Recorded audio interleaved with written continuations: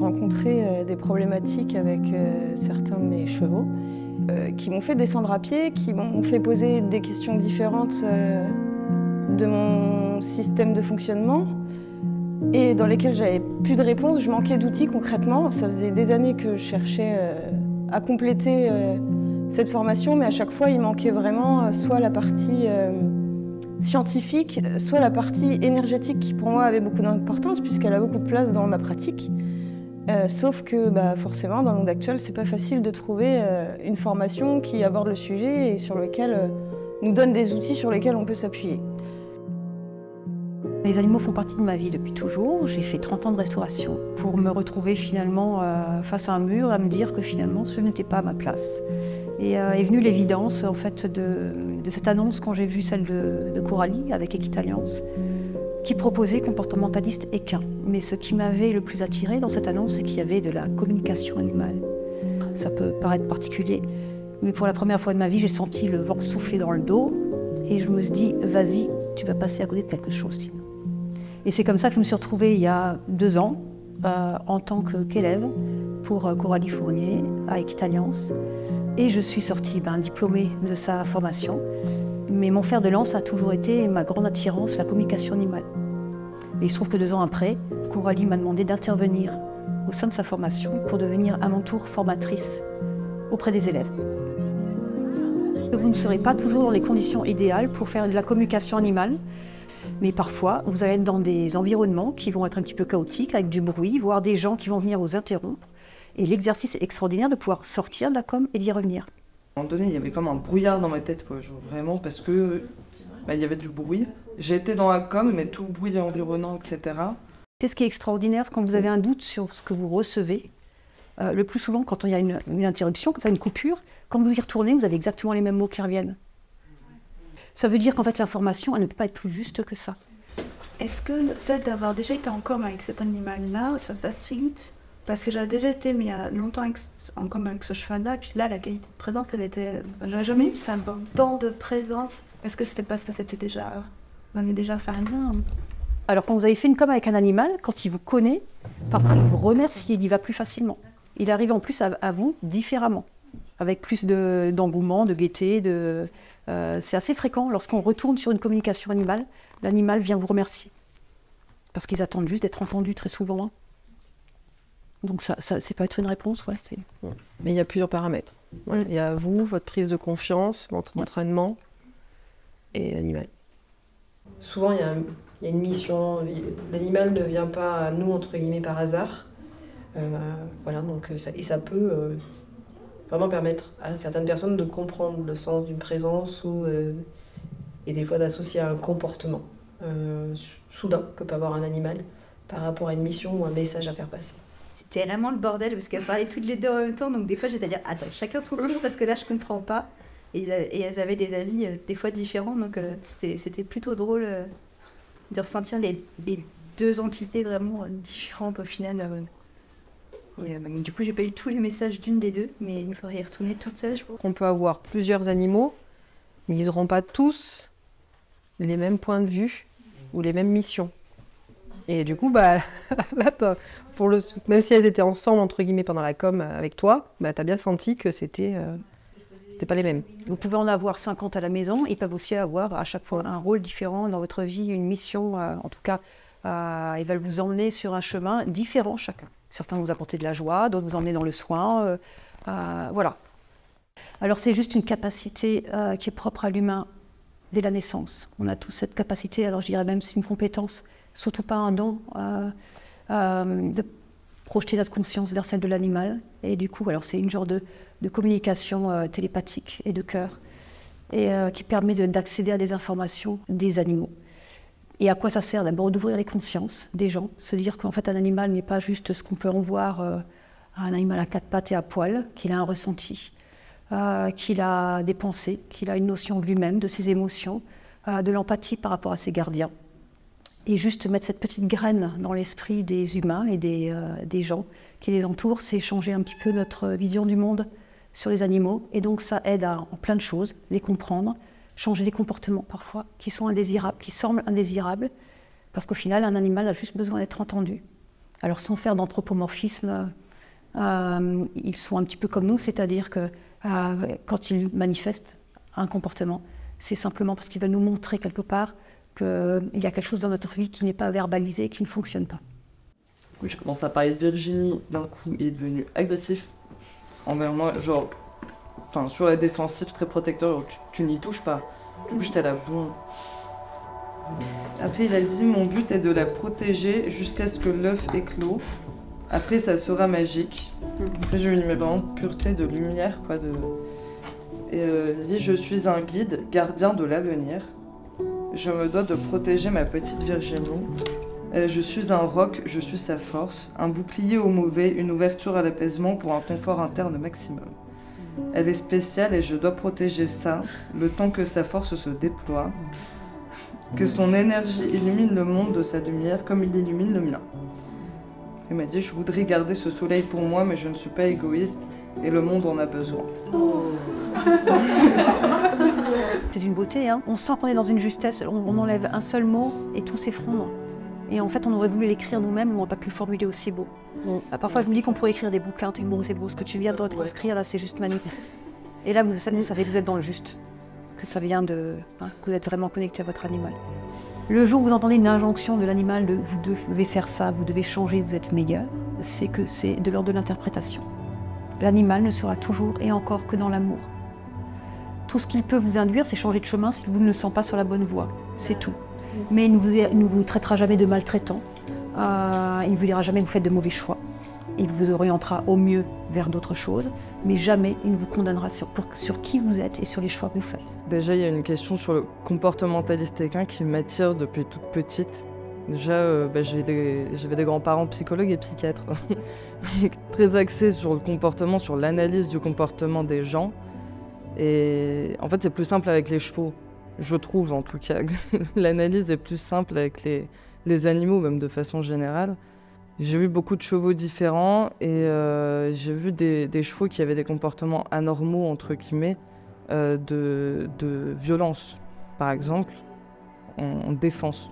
Pas en attaque réelle, mais plus en défense. Et c'est des chevaux qui m'ont toujours touchée, qui m'ont toujours attirée, parce que c'est des chevaux qui ont besoin d'aide et d'écoute. Et c'est vrai que la formation de Coralie réunit beaucoup de choses. C'est qu'il y a l'aspect vraiment scientifique de l'approche du cheval. Donc l'analyse du cheval dans son milieu naturel ou même dans le milieu domestique du coup. Et il y a aussi cette approche de l'énergétique, de la communication et vraiment de la compréhension du cheval. Et je trouve que c'est très complet du coup. Et du coup, cette formation m'a particulièrement touchée. Pour ma part, je trouve que l'exercice de le faire d'après photo, alors ça peut paraître un petit peu abstrait, mais on est tous des êtres vibratoires, en fait, c'est juste une question de fréquence. La distance n'a pas d'importance. Le fait de le faire d'après photo, on peut plus facilement se concentrer et être dans une intériorité. Quand on a l'animal face à soi, par exemple là on a un gamelle qui se promène auprès de nous, il va vivre sa vie.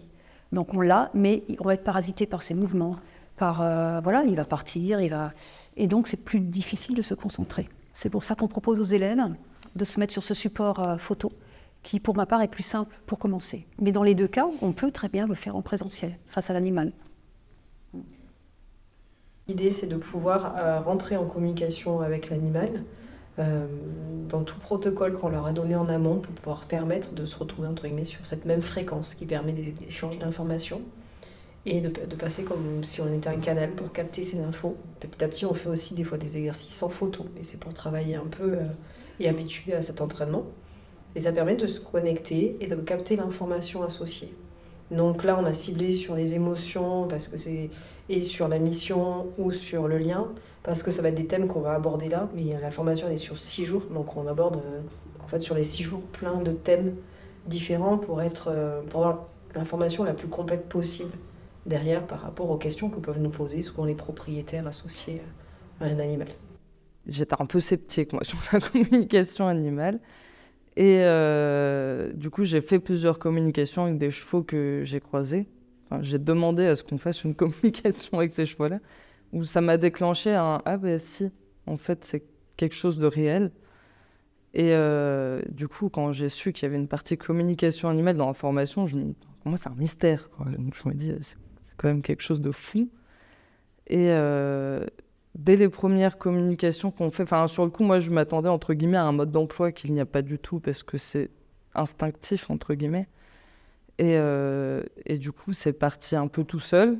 Et c'est assez indescriptible, en fait, comme sensation. Moi, j'avais l'impression d'être dans un rêve.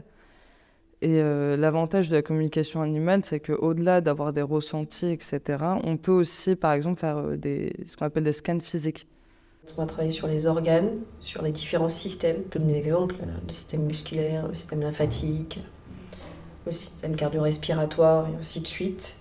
On va partir donc sur checker tout ce qui va être physique. Ensuite, on va travailler aussi sur tout ce qui va être l'environnement. Donc ça va être l'environnement, le lieu de vie. Et ça peut être le lieu que l'animal peut côtoyer à différents moments. Donc comme là, par rapport à la formation au niveau des chevaux, ça peut être son box, son pré, sa paddock. Ça peut être les lieux de concours, les sites d'entraînement, lors des transports aussi par exemple. À tout ça, on va associer ensuite l'alimentation, la qualité de l'eau aussi, ou des notions, des informations sur ces aspects-là. Sur les besoins physiologiques, il va y avoir tout ce qui va être les activités associées à l'animal. Il va y avoir le matériel qu'on peut utiliser. Et il va y avoir le lien. Alors ça va être le lien avec les congénères, d'autres animaux et le lien à l'humain. Et on va partir après sur toutes les émotions. Donc ça permet un panel assez large pour avoir les coms les plus complètes possibles. La com animale va permettre par exemple de voir s'il a une douleur, une gêne et de la cibler. Et du coup, ça permet pour moi de compléter aussi, je veux dire par exemple, ça ne remplace pas une ostéopathie ou les vétérinaires, bien sûr. Mais du coup, ça permet un peu de cibler, en tout cas pour ce qui est du physique, des douleurs et peut-être du coup induire, entre guillemets, par exemple le vétérinaire, l'ostéopathe ou le maréchal, les professionnels du coup du milieu. Et après, il y a aussi l'aspect, bien sûr, émotionnel du cheval. Donc les ressentis et de pouvoir savoir où en est l'animal dans sa tête, quoi. Enfin, où il en est dans son émotion, s'il se sent bien dans son environnement, s'il aimerait changer d'environnement. Moi, après, c'est des questions que je me pose depuis déjà toute petite, mais comment on peut savoir vraiment si l'animal est bien, parce que justement, il ne peut pas parler. Alors des fois, il y a des signes physiques ou des comportements, mais voilà, c'est vrai que c'est assez sympathique de pouvoir avoir une réponse claire et sûre du ressenti de l'animal. Un cheval qui est décédé dans son box au moment de donner les grains.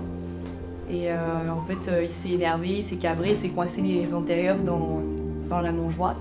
Et il s'est retourné et il s'est fait de multiples fractures qui a dû entraîner une décision de l'euthanasier. Et quand je suis allée voir en com, je l'ai vu, il y avait un magnifique ciel, le coucher de soleil était en train de se coucher. Et je le voyais qui était dans les cieux et qui était bien, qui gagotait. Et du coup, je lui ai demandé comment ça s'était passé pour lui.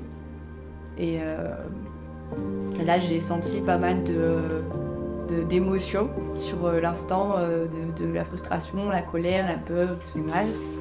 Et puis ensuite, il y avait une mission derrière tout ça. Et au départ, c'était assez difficile à déchiffrer parce qu'il y a quand même pas mal l'accident d'avant, ça avait engendré pas mal d'émotions chez moi. Et le message qu'il y avait derrière, c'était une envie de faire évoluer tout le site sur lequel il était. Et un message de faire évoluer vers le bien-être et de changer quelques mentalités qu'il y avait là-bas. Et il était inquiet de ne pas pouvoir donner ce message. Alors c'est un sujet qu'on abordait quand même aussi avec les élèves parce que ça fait partie de la vie, hein. Du moment où on vit, on s'expose évidemment à la mort. Et on peut préparer l'animal à cette fin-là. On peut préparer surtout l'humain parce que pour ma part, je pense que la communication animale, l'animal n'est qu'un support parce que derrière il y a l'humain. Et lorsque on fait appel à un communicateur animalier, très souvent c'est parce que l'animal est en souffrance, mais derrière son animal il y a l'humain. Donc c'est un exercice qui est quand même un petit peu sensible, parce qu'il faut préserver l'humain, et il y a une vraie responsabilité de retransmettre ce qui a été perçu, et un danger d'être dans l'interprétation. Donc ça implique de se connaître soi-même aussi, avant de passer dans ce travail-là. Maintenant, les élèves, on est là pour leur faire expérimenter des pistes, de prendre ce qui leur appartient, à elles après d'aller plus loin dans l'expérience et d'en faire des compétences grâce justement à la pratique. Et grâce à toi, il a pu délivrer ce message. Alors, moi, j'ai reçu le message. Oui. J'ai essayé de véhiculer, de mettre beaucoup d'amour, de cadre, de sécurité. Ensuite, cette com, elle m'a pas été demandée par la propriétaire. C'est des gens de ma famille qui sont très sceptiques et qui n'ont pas cherché à comprendre le pourquoi du comment. Et je pense que délivrer un tel message, c'est pas évident.